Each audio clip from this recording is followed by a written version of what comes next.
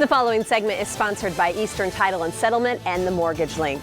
Buying a home is a highly competitive experience, and it can be intimidating if it's your first time going through this process. So joining us today to share some tips on how to do it, we have Luke Fleck from Eastern Title and Settlement, Walter Ayala from the agency, along with Alex Cardenas from the Mortgage Link, who also has our deal of the day. Alex, take it away. Yes, so here's a look at our deal of the day. It's going to be an FHA purchase, $480,000 sales price, 5% down. The interest rate is going to be 6.25%, paying one discount point. That's bringing you at an APR at 7.133 and a cash to close of about $38,000. Okay. Yes. How is that for a first-time home buyer, a deal like this? The interest rate's pretty good, actually. So, Okay. you know, we had gotten to the point where we were flirting with the 7% interest rates and Yes. going above it. But lately, we've been trending a little bit downwards. So right now, you know, we can only present what we have in the market. So that is our current market as of right now. And we're just kind of waiting to see what's going to happen with elections and the NAR settlement and everything like that. We are on a roller coaster, and it's impacting everything. Walter, is it impacting our real estate options too? It is. So, I mean, as far as, you know, real estate, the market is, I think it's a little bit more stable than it's been, you know, the past couple months. Okay. I think for a first-time home buyer, you know, it could be intimidating, it could be scary. Yes. You don't know, you know, what you're getting yourself into, your life savings, all that. But I think, you know, with having a good realtor, you know, in hand, you know, a good lender that can guide you with the numbers and the financings, I think you'll be, you know, very good to go.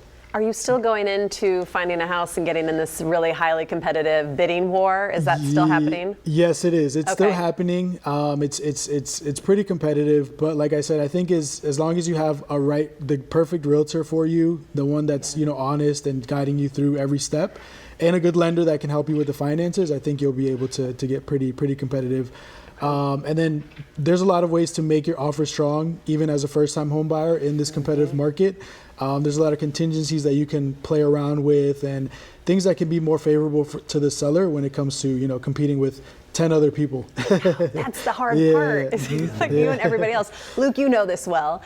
Do you feel like investing right now in this market is a good thing to do? It really depends on where you're going to invest, you know, and it depends on the team that you're working with. If you can make the numbers work for you to find the investment, sure. But when it comes to the first-time home buyers, I think working with a team that's strong, it can really help build you that competitive offer is the way to go right now. Yeah. Okay. For the first-time home buyers, are they looking for their dream home, Walter? Or are you helping them look for just something they can get their foot into the market? Yeah. So a lot of people, you know, they look at the TV shows and they see like the flipping work TV shows and things like that, and it's You're talking to me. you know, it's obviously TV, right? But, yeah. I think, you know, just being honest with the client and just letting them know that your first home is your forever home, right? It's just something that gets your foot in the door.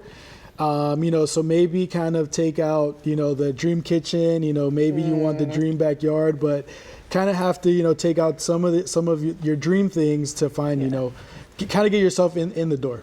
I'm glad. Some of us just like to look through homes in our spare time. So you start to dream pretty big. Alex, could you then take a home, like, so if there's a first-time home buyer, you buy that first home, you hold on to that as an investment property. Is that what you recommend people do? Yes, so for first-time home buyers, occupancy, you just need to occupy the residence for about a year. So what we're having a lot right now is first-time home buyers that have non-occupant co-borrowers. So we're actually working with a client right now that she's actually having her parents co-sign for her, and her parents are counting the mortgage against them. You know, we're counting that liability, and she's planning on moving in. She's going to get some roommates, and she said that after a year she's going to see whether she wants to stay in the house, possibly upgrade, or see what her options are. But at the end of the day, she's going to have those options because she has her foot in the door. So, Luke, do you see that at closings too? That there's a lot of people who aren't even intending to stay there. But Absolutely. They're signing on. Absolutely. And it's usually, you know, mothers and fathers signing with their sons and daughters coming to the closing, and it's just you can see the joy on the first-time home buyer and how much it means to them having someone to back them right there at closing. Right, and create that generational wealth too that we talk about a lot. Absolutely. of course. I could talk to you guys longer. We don't have much more time today. We do have that deal of the day, so we wanted to give everyone one more look at it. There it is.